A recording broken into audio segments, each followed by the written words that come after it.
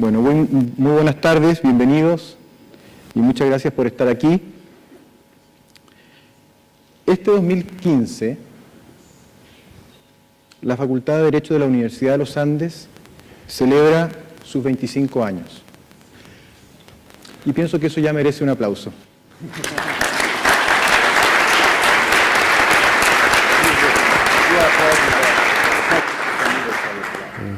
Veo que falló el palo blanco, así que tuve que decirlo.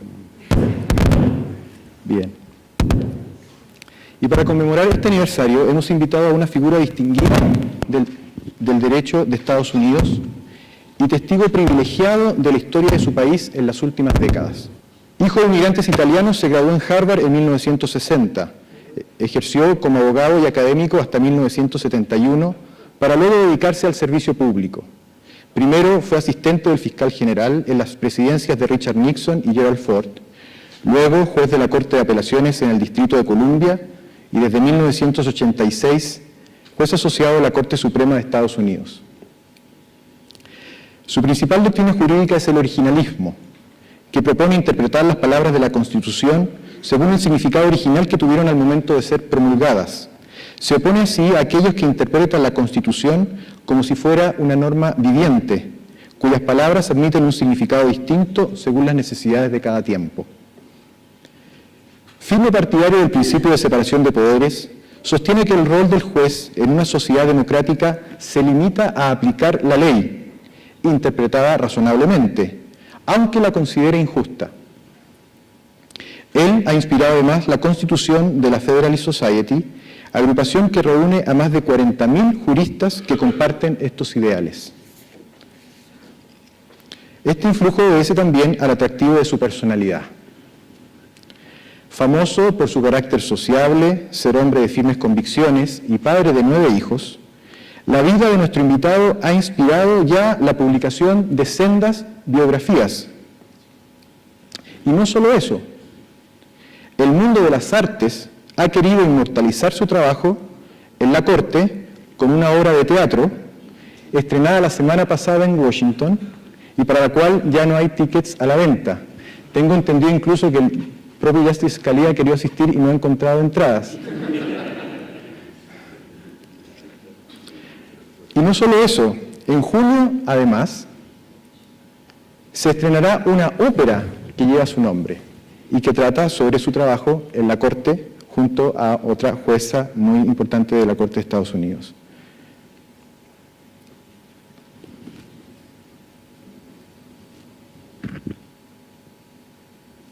Ahora, antes de invitarlo a este escenario, quisiera ambientar aún más este encuentro, esta entrevista, con la revisión de un momento muy significativo en la vida de este insigne juez.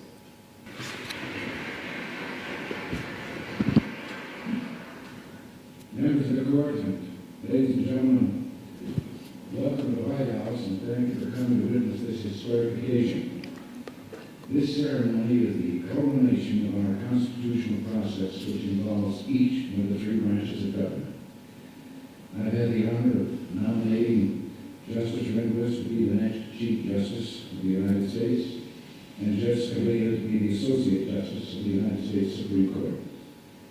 The Senate has confirmed my nominations, and now ask that Chief Justice Warren Burger administer the constitutional oath of office to Justice Rehnquist and Judge Scalia. Mr. Chief Justice. Thank you, Mr. President. Judge Scalia, are you prepared to take the oath of office? Would you approach and Mrs. Scalia will hold the Bible. Place your left hand on the Bible, raising your right hand, repeat after me. I, Antonin Scalia, do solemnly swear. I, Antonin Scalia, do solemnly swear. That I will support and defend the Constitution of the United States. That I will support and defend the Constitution of the United States. Against all enemies. Against all enemies. Foreign and domestic. Foreign and domestic. That I will bear true faith and allegiance to the same. That I will bear true faith and allegiance to the same. That I take this obligation freely. That I take this obligation freely. Without any mental reservation or purpose of evasion. Without any mental reservation or purpose of evasion. And that I will well and faithfully discharge. And that I will well and faithfully discharge the duties of the office. The duties of the office. on which I am about to enter. So help me God. I congratulate you.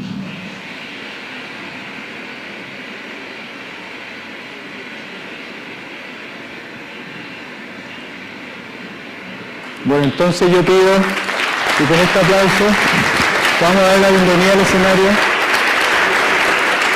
a Justice Scalia.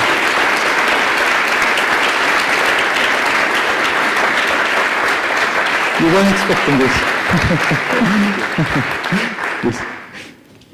Let me say something about that oath. Okay.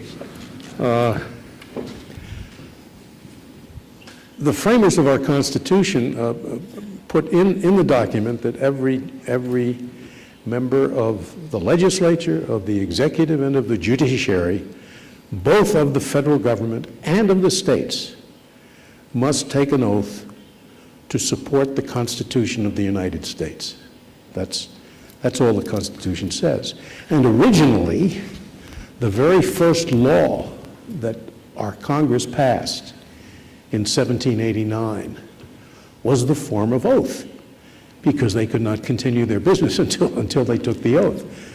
And that form of oath was just track the Constitution. It said, I swear to support the Constitution of the United States.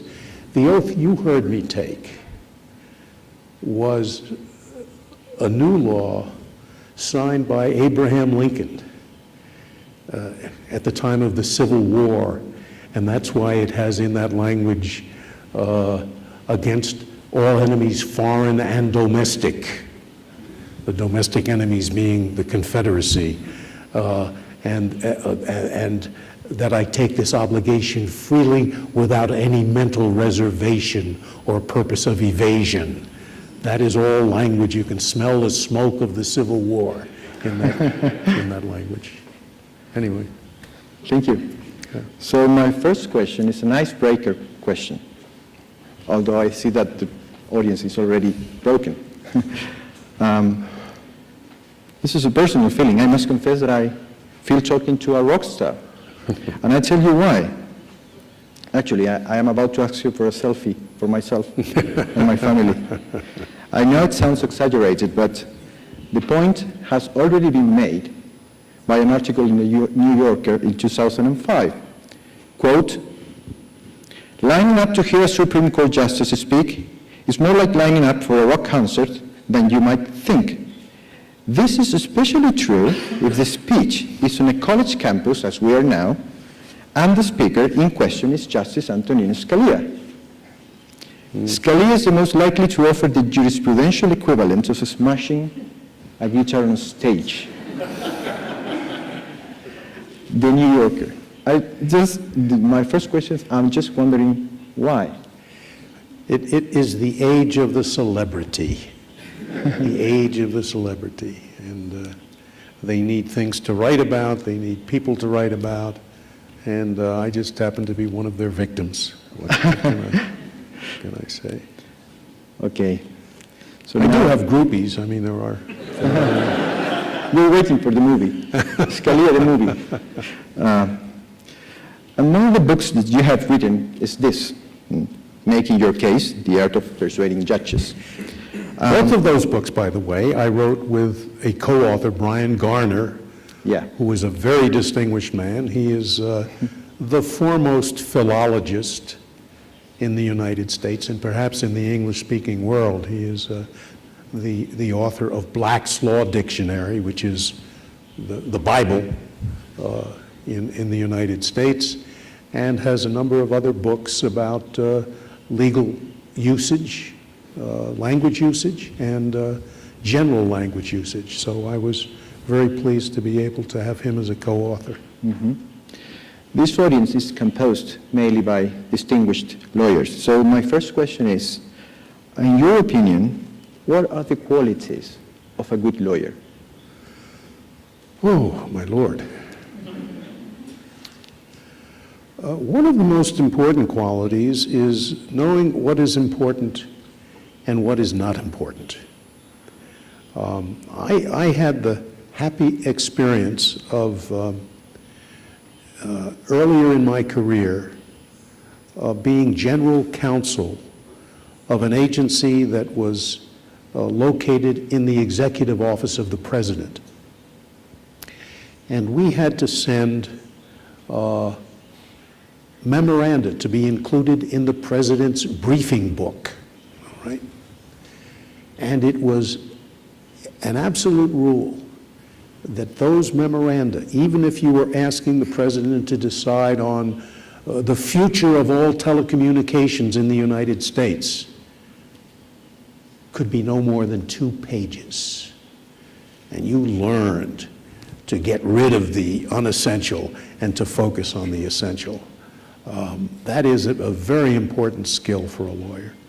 Every time in your oral presentation or in your written brief, whenever you have a sentence that is really unimportant, it's not harmless. It detracts from the rest of the brief because it dilutes the brief.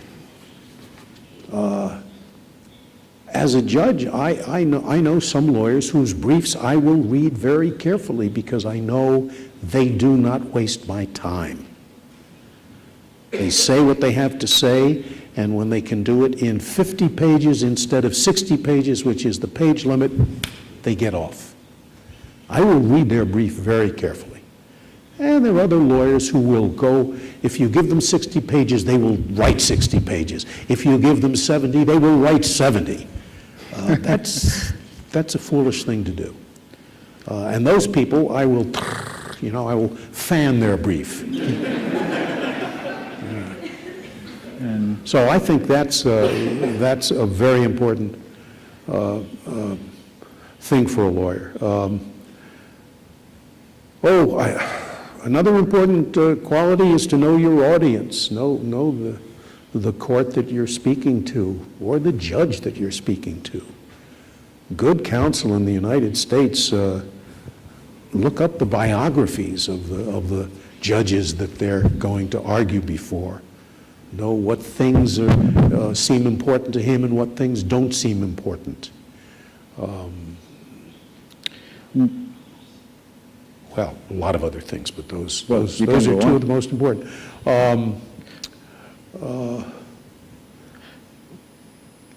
In oral argument, get rid of mannerisms. I mean, there's some lawyers that are fidgeting and it just distracts attention.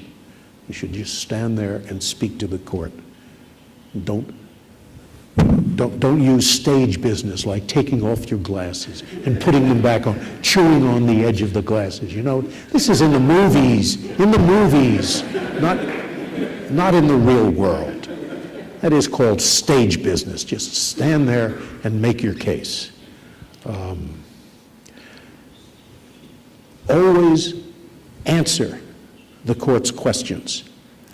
Now, in the United States, the courts ask a lot of questions. And I was speaking about that with your Supreme Court. That is not the practice here. The reason it is our practice is when I come in to listen to oral argument, I have read a 60-page brief by the petitioner, a 60-page reply brief, a 60-page brief by the respondent, a 40-page reply brief by the petitioner, and perhaps an amicus brief by the United States, and perhaps another amicus brief. I have underlined significant passages in those briefs. I have written in the margins, at best, nonsense, sometimes worse than that. What will this person do if I don't ask questions? He will regurgitate his brief. I've already read the book. I don't want to see the movie. It's absurd. Now, if you are arguing before a court that does not read the briefs, then I guess the court should shut up and learn what this man or woman has to say. But in courts that read the briefs, and all our federal courts do, I can't swear that all of our state courts do, you're wasting your time if you just stand there and repeat your brief. You're going to put the judges to sleep. So what we use the time for is to probe. There are questions that the brief raised in my mind See if this lawyer can answer those questions. And in half an hour, that's all the time they get, is half an hour. You can probe very deeply. But it is important for a good lawyer to answer the questions. Some lawyers think that they have succeeded if they evade the question, you know. You haven't succeeded, you have failed. You have failed. This is your chance to persuade one of the justices who's asked a question that your case is the right case. You're not being smart if you avoid answering the question. That's all. A lot of other stuff. Okay. It's all in the book. Do you think that law schools in the United States are providing those skills to students, to law students? Is there any failure that needs to be addressed? Well, I have never thought that the law school is the ideal place to teach trial practice, to teach how to argue to a court and all of that. You can get that when you're out in practice. The one thing that a law school can give that you will never get anywhere else in life is a systematic examination of a whole area of law. It's really a treat to be able to learn a whole area of the law systematically. And I took nothing but basic courses when I was at Harvard Law School, and even so, there were some areas I just didn't have time. I never took bankruptcy. I never took intellectual property. So whenever I have a case involving one of those issues, you know, I have to listen to counsel. I pull this string, you know. I don't know what's at the end of the string, you know, whether the whole thing comes tumbling down because I pulled this string. The only chance you're going to get to systematically learn a whole area of the law is law school. And that's the principal value of law school, and that is principally what they ought to do. Now, the problem with American law schools is that they do not, nowadays, require the students to take the important courses that they ought to know. You can graduate from the University of Chicago and probably most other American law schools. You can be certified as learned in the law, even though you have never studied the First Amendment. Freedom of speech, that provision of our Constitution. You know, how can you possibly graduate somebody and certify that they're learned in the law when they haven't learned that basic subject? What our law schools have been doing in order to, I don't know, to attract the students, they give them options. They can take whatever courses they want. You don't have to take constitutional law. You don't have to take the First Amendment. You don't have to take evidence. You don't have to take antitrust, or whatever you want to take. And they have some very silly courses, because they have some very silly professors. Things like literature in the law, women in the law, poverty in the law, you know, and anything in the law should not be taken. Now, and some of the law schools, when I was at Harvard, the whole first year was required. All except one course in the second year, I think, was required. And even in the third year, there was one requirement. And as I say, even with that, I couldn't take everything I wanted to. Moreover, the more popular elective courses, I think they were evidence and antitrust, the school's prospectus said those courses will be taught in 2 sections because they are so popular.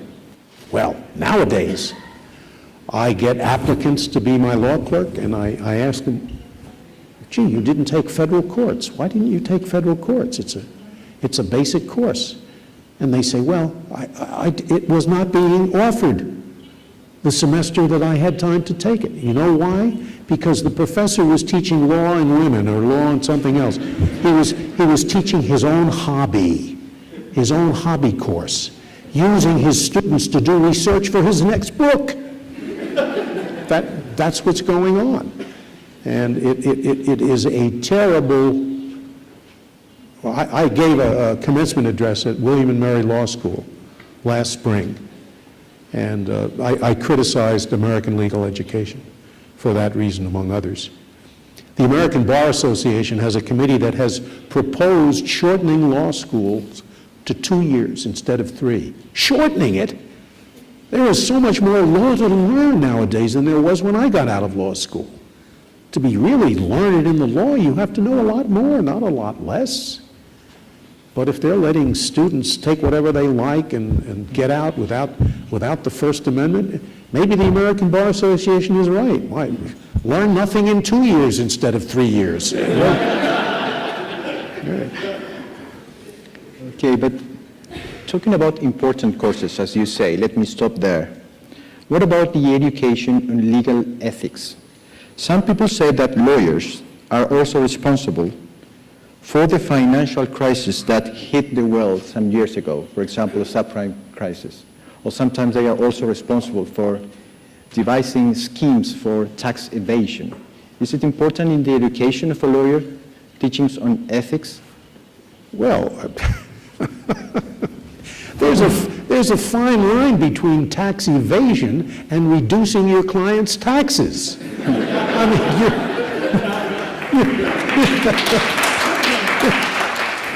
mean, your job is to cause your clients to pay as few taxes as possible. And there are ways to do that, and that's not evasion, that's applying the law. Now, if you cheat, you tell them to lie or something else, that's tax evasion. But I don't have any sympathy for that. That's what lawyers are supposed to do. They're supposed to take advantage of the various techniques that are offered by the law. And no, I think that's being a good lawyer, not being an unethical lawyer. Unless you tell them to claim exemptions they don't really have, that's something entirely different.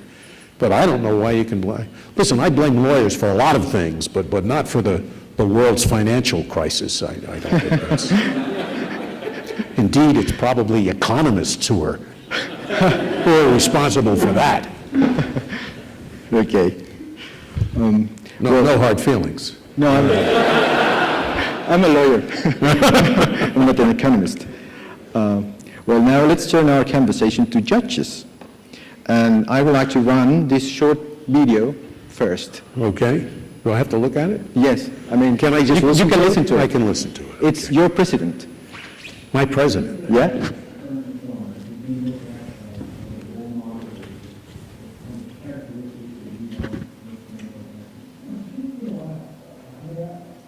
Each justice, I think, brings their own qualities. And there are some justices who are wonderful writers, even justices I agree with, Justice Scalia.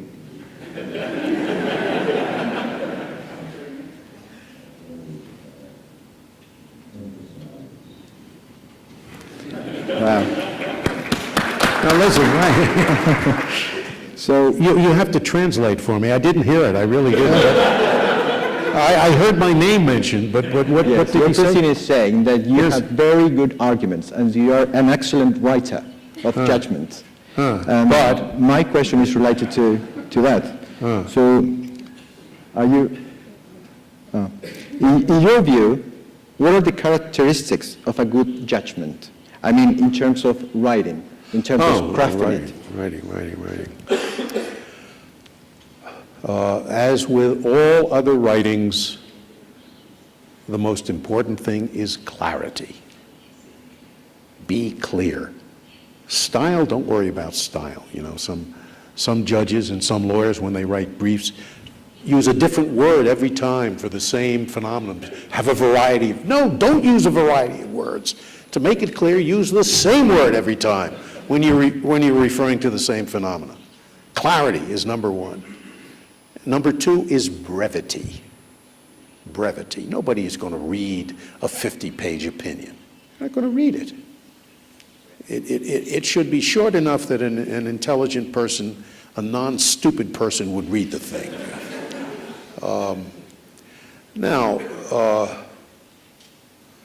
It should, it should be written in a good style. Most American judges do not write in a good style. Most American lawyers do not write in a good style.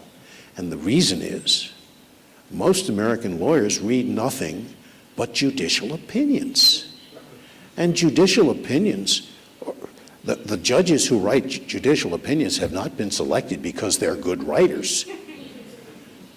Indeed, they haven't even been selected because they're good thinkers sometimes. And you have to read their opinions only because they are authoritative. But if you read nothing but judicial opinions, you're going to write in a terrible style. You're going to use legalese like, the aforesaid. The aforesaid.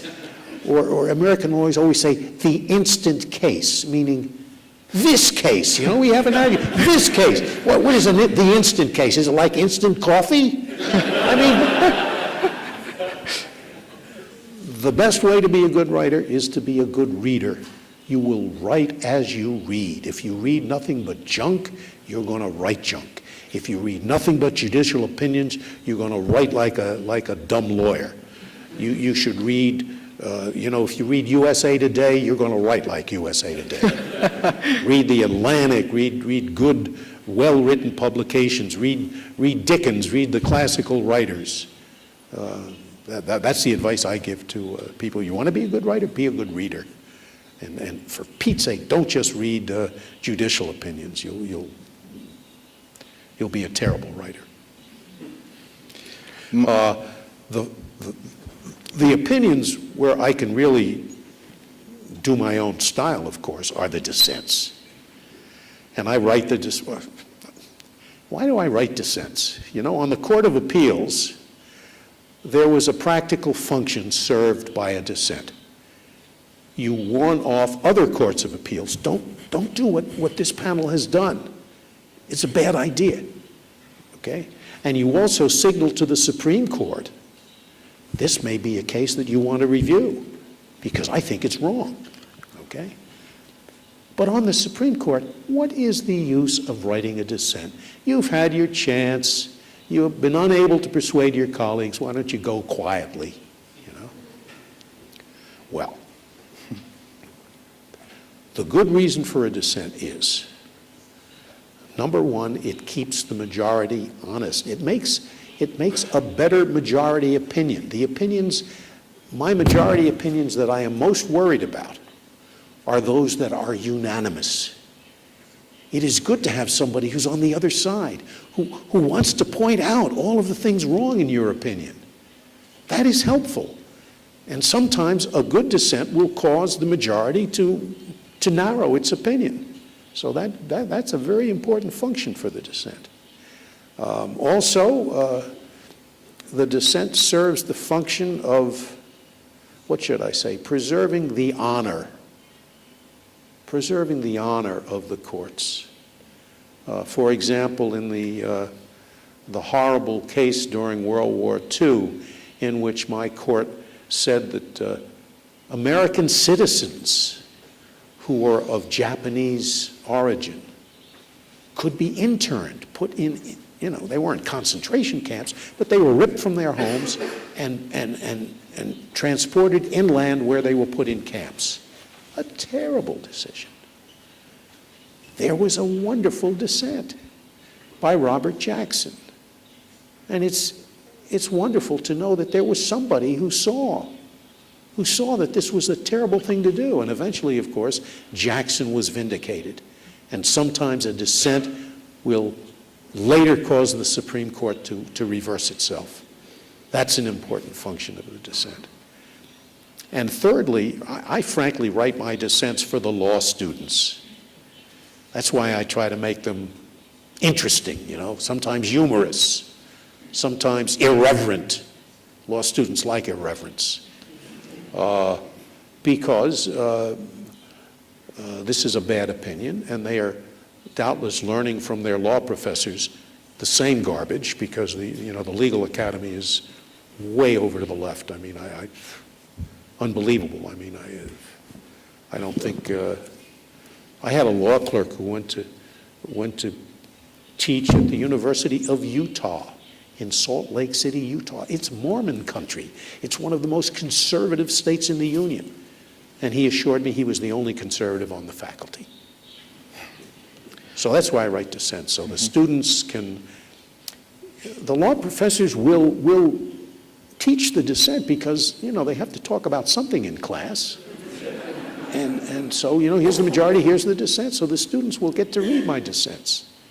And I can't tell you how often I have students come up to me and say, you know, you were a lifesaver in my 3 years in law school, because I couldn't have suffered through it otherwise. My next question is about impartiality. Of what? Impartiality. Impartiality. Yes. There's an important sentence you wrote in a case before your court which involved one of your friends, Dick Cheney. And here's the quotation, quote, "The people must have confidence in the integrity of the justices, and that cannot exist in a system that assumes them to be corruptible by the lightest friendship of favor, and in an atmosphere where the press will be eager to find faults." Justice Scalia. I wonder what led you to write those lines. Oh, that was the most important opinion I ever wrote. We had a case before us involving an agency of which the vice president was the head. He was the head of the agency. So the lawsuit named him as the defendant. It wasn't his personal money that was at stake. He was just nominally the defendant because he was the head of the agency. And indeed, before the case ended, there was a new head appointed to the agency, and they had to change the name of the case. But there was a lawyer who wanted to get me off the case because he had a bad case, is why he wanted me off. And what happened was, a year before this case was even on our docket, I had arranged to go duck hunting with the vice president, with Dick Cheney, who, by the way, is a marvelous shot, really.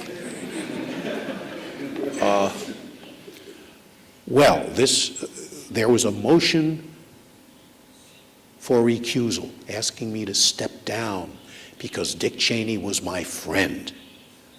I went duck hunting with him. And of course, the press loves to point out scandals. That's what they're about. They love scandals. This is a digression, but I'll tell you a story. I once spoke to the editorial board of the Washington Times, and they asked me what I thought about press coverage of the court, and I said, well, you know, they're always picking, you know, looking for violations of ethics, and they don't discuss the immensely important topics that the court is wrestling with. They want to nitpick, okay? And I got done talking. I carried on like that for about 10 minutes. And then the first question asked afterwards by the reporter who covers the court was, Justice Scalia, do you think that Justice Brennan should send his messenger to pick up his laundry? You know, is that why you're reporting on the Supreme Court? My God. Anyway, the press loved this scandal. Scalia went duck hunting with the vice president, and he's going to sit on the same case in which the vice president is the defendant. Well, for years and years, it has never been a cause for recusal that you know or are a friend of, or even went duck hunting with an official in the executive branch who is being sued in his official capacity. So I wrote an opinion pointing this out and giving examples from John F. Kennedy and Byron White, and eventually the hubbub quieted down. And I have to say, when it first arose, my colleagues said, oh, Nino, don't worry about it. It's ridiculous. You should have to recuse him. But as the newspapers, you know, oh, they loved it. They loved it. Ducks are very funny things. You know, ducks are funny. You can write funny cartoons about Daffy Duck, Donald Duck, you know. So all the papers in the country, Scalia shooting ducks and so after a while, my colleague said, you know, Nino, it's not worth the trouble. Why don't you just get off the case? I was darned if I was going to get off the case. And I was helping my colleagues. I was taking one for the team. Had I been forced off like that, there would be more motions for recusal all the time on ridiculous grounds. So that's why I wrote that. There's such a thing as going too far. And that is going too far. You go duck hunting with somebody who is named a defendant only because he's the head of the agency. It's absurd. Mm-hmm. The following question requires me to show this picture. If you... What? This one. Oh, you like the hat? So, do you remember that picture? I do. The hat, this is from the inauguration. The court always appears when a new president is inaugurated. And we used to have a court hat, which was a ridiculous little pillbox, just a round hat. And I used to wear that. I think Breyer used to wear it. But the other justices wore whatever hat they liked. Rehnquist used to wear an aviator's hat, you know. It's in January, so it's cold out there, you know. Well, I had given a talk to the St. Thomas More Society in, it was a southern city, maybe Charleston. And they went to the trouble of having a milliner create a hat that was the model of Thomas More's hat that you see in the Holbein portraits. I mean, you can't miss it once you see it. You know, oh, that's Holbein, that's Moore. So that's the hat I was wearing, and I will wear it to the next inauguration too. It was good enough for Thomas More, it's good enough for me. Okay. Some people wondered whether you were symbolically telling the new progressive administration of President Obama, who is now taking the oath in that picture, that you were prepared to be the martyr of conservatives. Is that right? No, I'm not that subtle.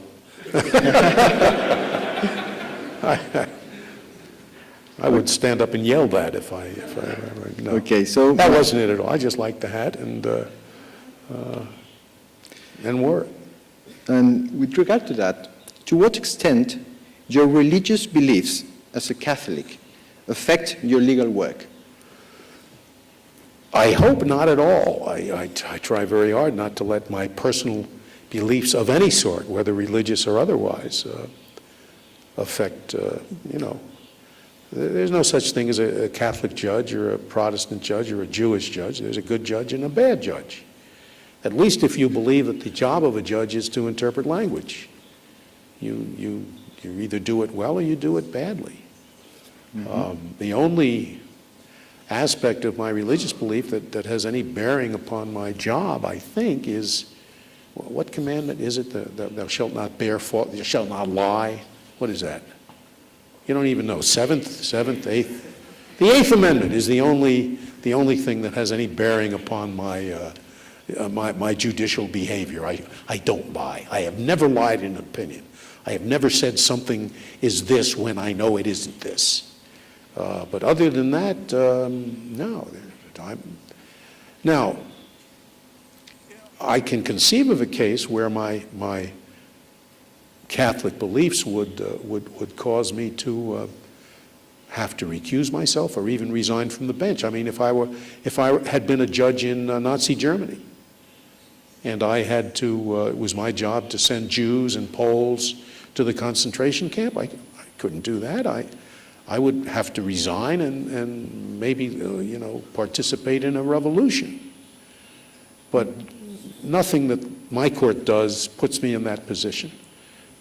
The thing that comes closest, perhaps, is abortion, but I'm not aborting the child. It's not the government that's doing it. It's just the government not standing in the way of a private citizen doing the abortion. So I'm not participating in the evil. The one thing that would be, yeah, I can say this. If I believed the footnote in John Paul's encyclical on abortion, which said that the death penalty can no longer be supported by Catholics. It's just in a footnote. And then it appears in the Catholic, the Catechism. If I believed that, I would have to resign from the bench because I participate in executions all the time. Condemned men from Texas and from other states appealed to my court saying the conviction was unconstitutional because there was this mistake and the other mistake. And when I say no, I am part of the process that sends them to be executed. If I in fact thought that that was contrary to Catholic doctrine, I would resign. And it is not, and I have it on good authority. Avery Dulles, the former cardinal, brother of John Foster Dulles, our former Secretary of State, he was a Jesuit, Avery was, and I was on a panel with him, and he acknowledged that statement by the Pope, which says, in modern times, we no longer need executions because the only purposes of punishment are deterrence and disabling the criminal from doing harm again. But we now have penal institutions, and we can put them there. We don't have to execute them. Well, that has not been Catholic doctrine. Catholic doctrine has always been there is a third and perhaps the most important function of punishment, which is to restore the order that has been disrupted by the crime or the sin, which is indeed why we had to be redeemed. Why did we have to be redeemed? Couldn't a loving God just have said, I forgive you? No. A disorder had been created. Someone had to pay. Jesus Christ had to pay to restore the order, the offense that had been done to God. That has always been Catholic teaching. And a footnote in an encyclical by a single pope cannot change that. So I'm not saying the death penalty is a good idea. I take no public position on that. But it is certainly not contrary to Catholic doctrine.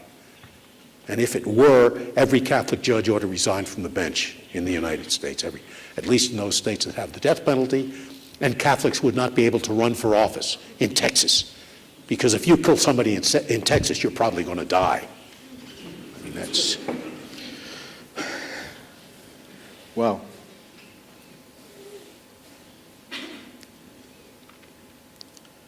Well, let's talk about good humor. Good humor? Yeah. In 2005, in order to break this deep thought that you have already delivered,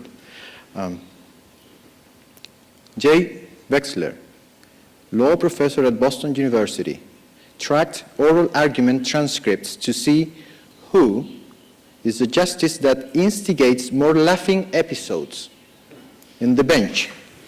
The answer, quote, Justice Scalia won the competition by landslide, instigating 77 laughing episodes. So my question is, would you explain how important it is for a judge to have a good sense of humor? Oh, my goodness. You can't get through life, whether you're a judge or not, without a good sense of humor.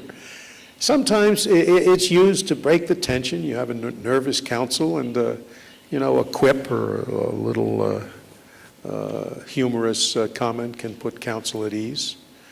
More often, I'm Sicilian on my father's side. Sicilians are very sarcastic, and it's usually a sarcastic statement. It's just quick, in and out, and that is what provokes the laughter. I think usually they are laughing with me rather than at me. Well, that's my next question, because Having a keen sense of humor also implies enjoying nice jokes about ourselves. And I like this one that appears in one of your biographies. This is a real encounter between a young man, Justice Scalia, and a professor at Louisiana State University. The fish. Yeah. So the young man says to Justice Scalia, "I have named my pet fish after you." And Justice Scalia says, "Oh, you have named him Nino," which is his nickname. And the young man replies, "No, I have named him Justice Scalia."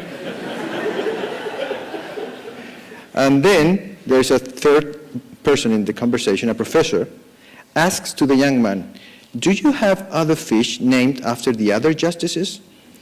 And the young man replies, "No, Justice Scalia ate all the others."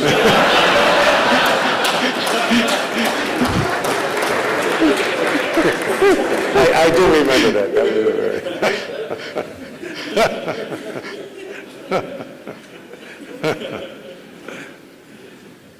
Any comments? No, that was a very funny line. I remember it very well. So it was true. It was from Louisiana, right? Louisiana State, wasn't it? Yeah. Okay. I am the circuit justice for the Fifth Circuit, which consists of, every one of the justices has responsibility for a particular circuit or sometimes two circuits. And the responsibility consists of receiving emergency applications from that circuit. The Fifth Circuit is the most trouble because the most common emergency applications are applications for stay of execution. And Texas has more executions than probably the rest of the country combined. So I go down there, kid from New York, I grew up in Queens, you know, and I'm down there with Texas, Mississippi, and Louisiana. I mean, these are people that I've never seen people like this. And that's how I got into hunting and fishing and all of that, with the good old boys down there. And it was, it's been quite an experience. And by the way, I was mentioning this, speaking of religion and whatnot. We said grace at meal the other day. I have never been at a meal down south at which grace was not said. I mean, even if it's a bunch of rough hunters, you know, dressed in hunting outfits, they join hands and they say grace. They're mostly Baptists, not many Catholics, but they always say grace. It gives you real hope that you know, Christianity is still alive and well in the United States. But that's not the case in the North. Nobody says grace in the North. Justice, let's talk now about originalism, the classical question. About what? Originalism? Yes. Before we get into the specific, I would like you to explain what you mean by originalism. Oh, what I mean by originalism is it's common sense. I don't know why I should have to explain originalism. It's the people who are not originalists that should explain where they get their theory from. I mean, what I'm doing is what human beings always do when you read an older text. If you read Shakespeare, you have a glossary. When Shakespeare uses a certain word that has changed its meaning today, you want it to have the meaning that Shakespeare intended it to have. I mean, we always interpret text that way.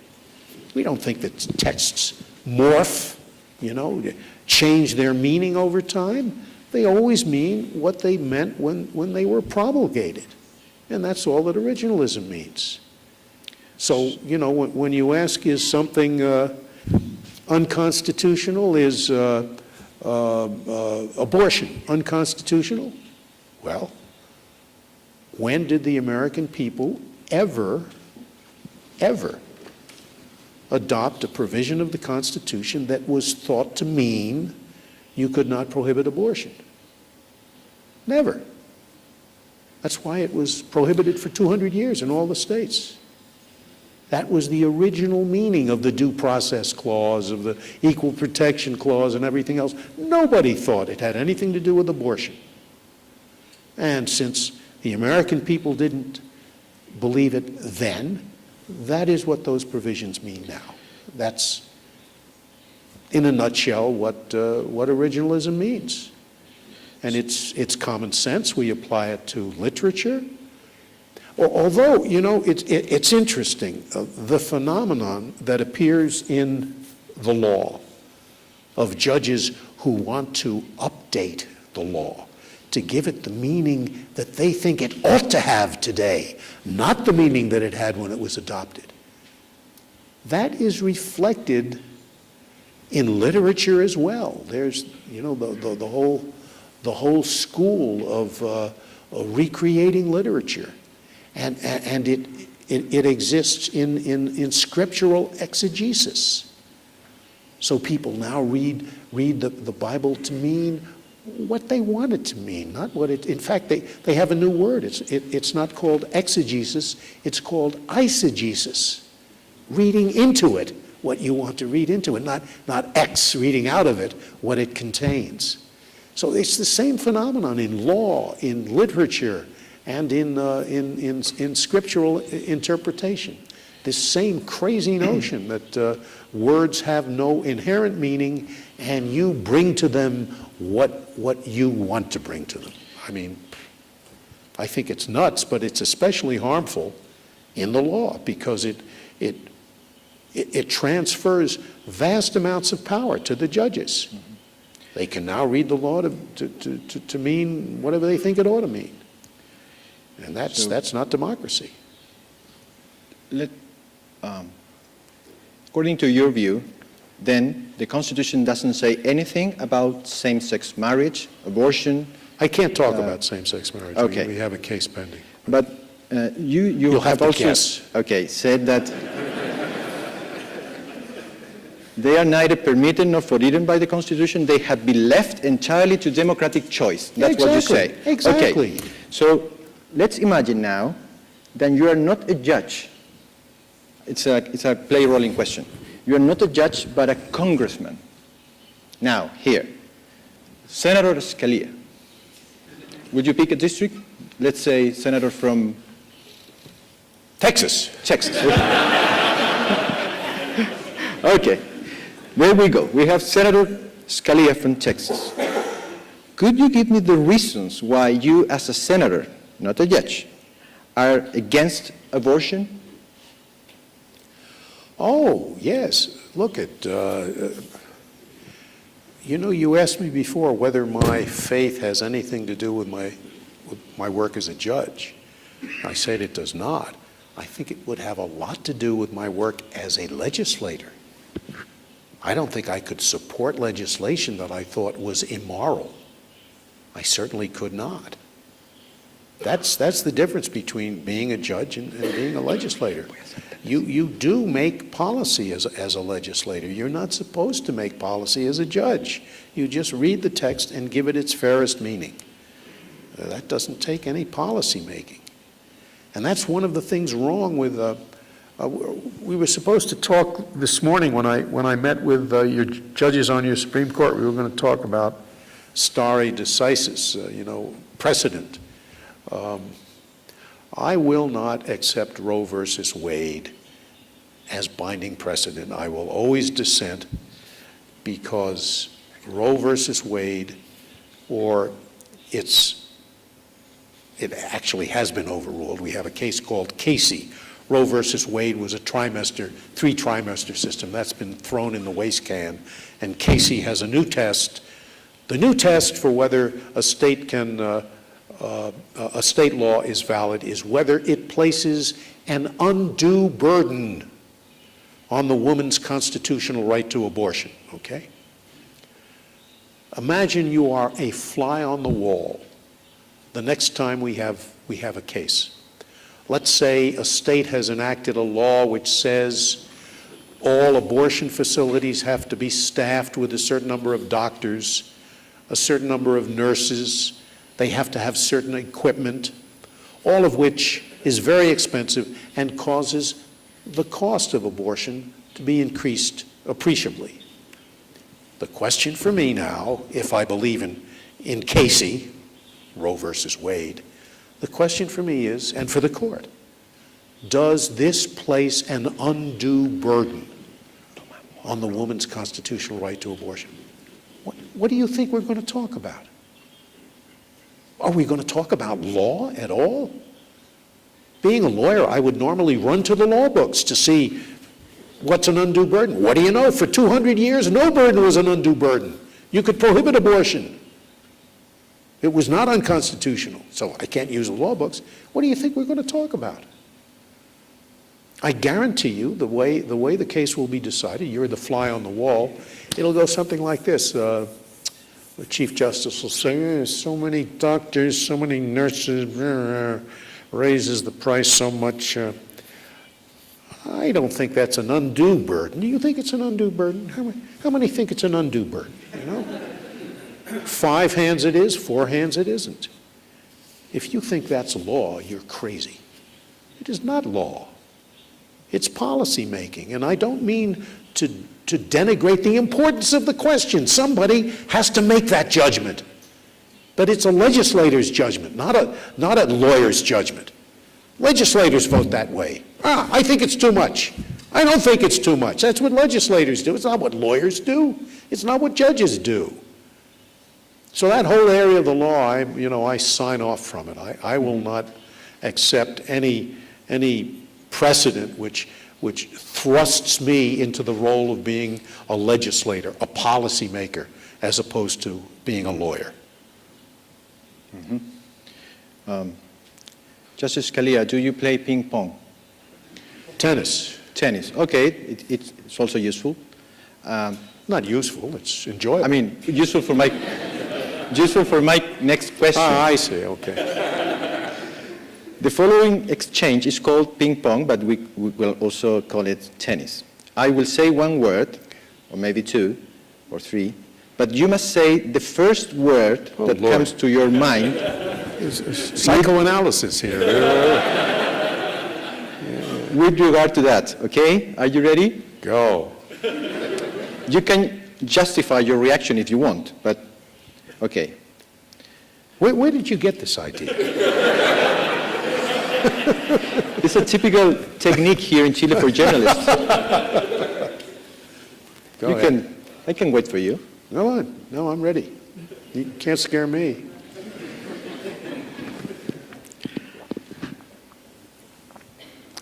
You can Ready? swallow. Okay.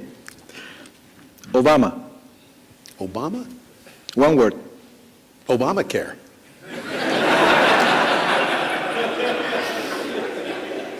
Okay. Reagan. The Gipper. That was his nickname.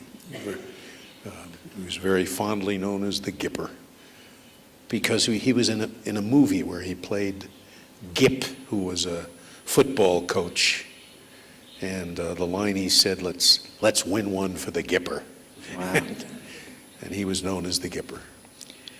Likable man, he really was. WikiLeaks. What? WikiLeaks. Does it sound to you? WikiLeaks? WikiLeaks, yes. No reaction at all.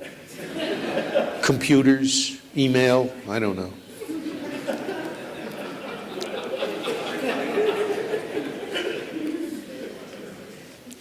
Guantanamo. What is it? Guantanamo? Hmm? Guantanamo. Terrorists. Enemy combatants. Press. Press.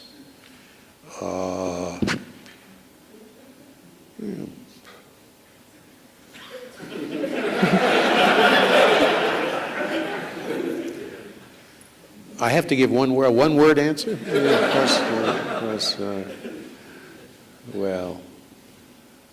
To understand all is to forgive all. That's my attitude towards the press. Next one. Drones. Jones? Drones. D-R-O-N-E-S. Airplane. As lethal weapons. As lethal weapons. Yes.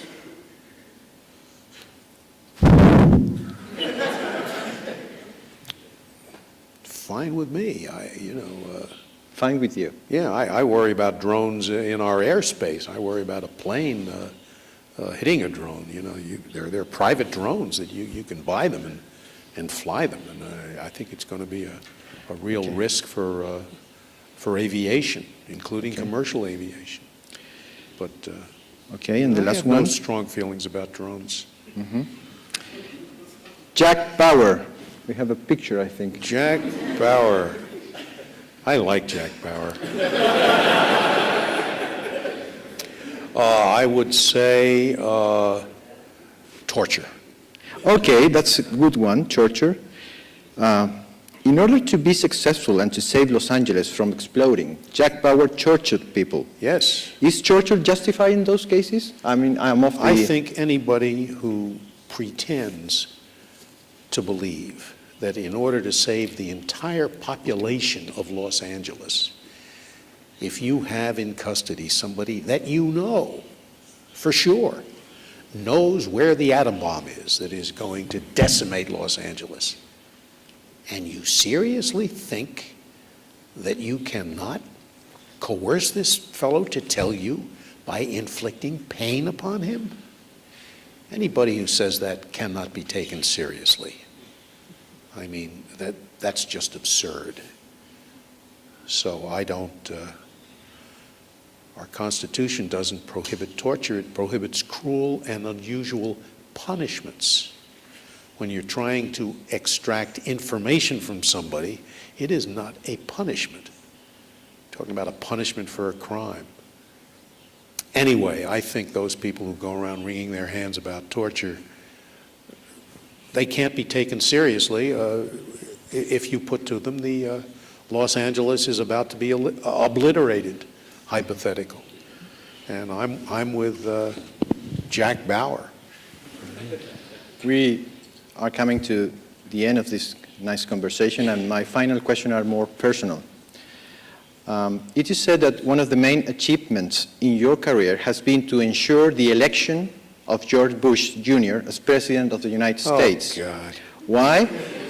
Because you convinced Justice Kennedy to join the judges who refused Al Gore's arguments in court. Actually, the Washington Post said, quote, "Whatever happens, history will record that no member of the court played a more pivotal role than Scalia, a driving force in the court's approach to the election." They don't know that. How do they know that? They have no way of knowing that. They're making it up. We don't talk about what happened in our conference. And the reality is I didn't persuade Kennedy. I've never been able to persuade Kennedy about anything. That's just ridiculous. And of course, usually when I get questions on Bush versus Gore, my usual answer is get over it. It's a long time ago, and the guy's been reelected since, And the press did, after our decision, they tracked what the result would have been if everything had been done the way Al Gore wanted it done. And he would have lost anyway. And what most people don't remember is it was not a close case on the principal issue of whether the Florida Supreme Court, which was a terribly partisan court, whether they had done anything unconstitutional. On that issue, I think it was 7-2. It was certainly at least 6-3. The only decision that was 5-4 was the subsidiary and quite relatively minor question of whether we should give the Florida Supreme Court another 2 weeks to try to, do it the right way. Another 2 weeks while the whole world was laughing at us, the world's greatest democracy that cannot conduct an election. We didn't know who our next president was going to be, so the transition teams could not lay the groundwork for the next administration. And we said, enough is enough. No more 2 weeks. That was 5-4. But that was a relatively unimportant issue on the constitutional issue. It was not close. Okay. The following quotation... And Al Gore is the one who brought it into the court. I didn't go looking for trouble. He wanted courts to decide it. So the issue ultimately was going to be, will the next president of the United States be decided by the Florida Supreme Court or by the United States Supreme Court? What do you think is better? Never before had a presidential candidate who lost come into court to have the courts give him the victory. Richard Nixon thought, perhaps correctly, that when he lost to John F. Kennedy, the election had been stolen in Chicago, which it probably was. But he did not bring a lawsuit. He didn't bring a lawsuit. Al Gore did, so, you know, you wanted courts to decide it. Courts decided it, so get out of here. The following quotation is from your father, and I would like, if it's possible, to know your feelings about it. From my father? Yes. Brains are learning, like muscles and physical skill, are articles of commerce. They are bought and sold. No, he didn't say that. I'll tell you what he said. Okay, you can hire them. It's in the biography. Yeah, that's right. You can hire them by the year or by the hour. The only thing in the world that is not for sale is character. Yeah, I quote that very often. It wasn't, you elaborated on it. All he told me is, son, and he was an intellectual. He was a much more intellectual person than I am. He was an absent-minded professor his whole life. He spent his whole life behind a book. So he valued the intellectual life. But he told me, son, brains, and we have a society that is obsessed with education, education, education. Son, brains are like muscles. You can hire them by the hour. The only thing that is not for sale is character. That's a great piece of fatherly advice. Always remembered that, especially coming from somebody who valued the life of the mind. But he's right, you can hire it by the hour, as any lawyer will tell you. And going back to your family origins, we have a picture.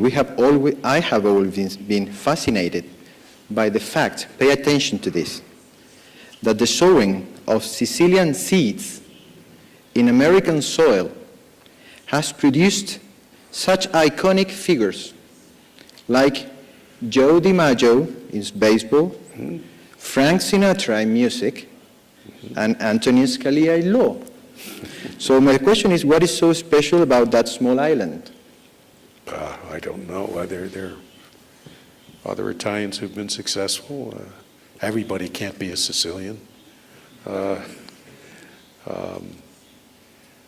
Sicilians are an island people, and they have some of the characteristics of independence and determination that island people happen to have.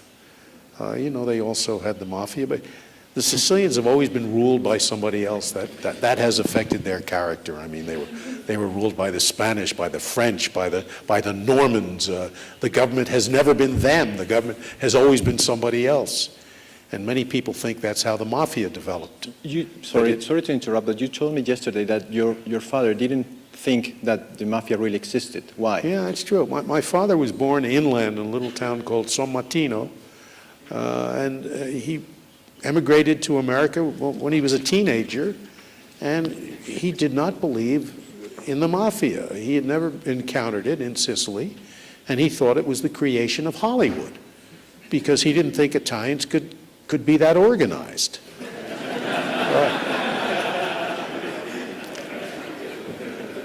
Later in life, he did come to believe in it, but Okay. Originally he didn't. And he did some research on the origin of mafioso, and it has a Spanish origin.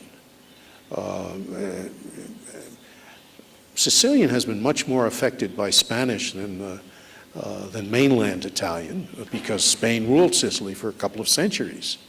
And mafioso was a word that meant pride, proud, and brought over from Spain.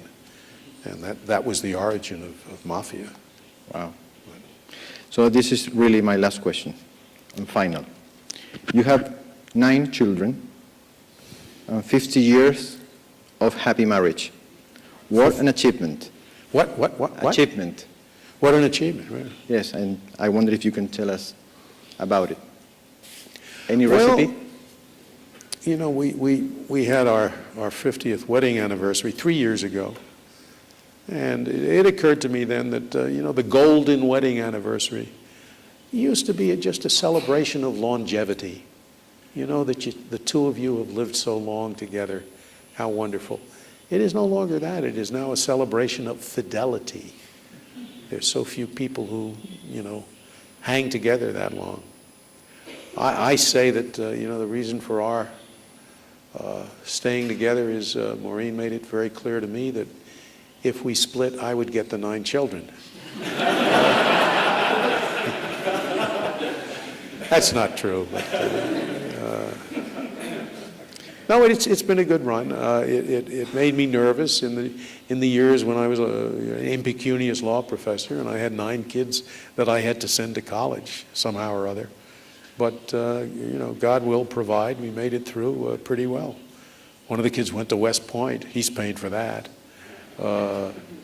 Some of the other kids went to state schools. Virginia has very good state universities. But, you know, worked out okay. And I guess there's none of them I would trade in. They used to ask Maureen, you know, is this your last child? And she'd say, no, the previous one was my last child. Anyway, we have 36 grandchildren. And that's not from 9, that's only from 8, because one of the 9 is a priest. So, 8, 4 apiece, that's a pretty good average. Yeah. So, you know, demography is destiny. We're doing our part to stop the barbarians from taking over the world. And I'm quite serious. I worry about Europe. Somebody's going to be living in Italy, it ain't going to be Italians. Somebody's going to be living in Spain, it's not going to be Spaniards. They are depopulating themselves with careful birth control. I guess France is offering subsidies to large families, but I think that's the only country that I'm aware of that is even aware of, seems to be aware of the threat. I mean, it's a terrible threat. So I think Italy has a 1.2 birth rate per couple, and at that rate, I am told you cut your population in half in 30 years. I mean, it's a scary prospect, and they're doing nothing about it. I don't know who's going to live there. You're going to be somebody. Not going to be Italians. Well, anyway, I'm doing my part. I do not feel any guilt. okay. Well, Is that it? You done? At time's up, I would like to thank our audience for being here today, but especially I would really like to thank you, Justice Scalia, for this very interesting conversation. I Thank you enjoyed very it. much. You're a very good moderator.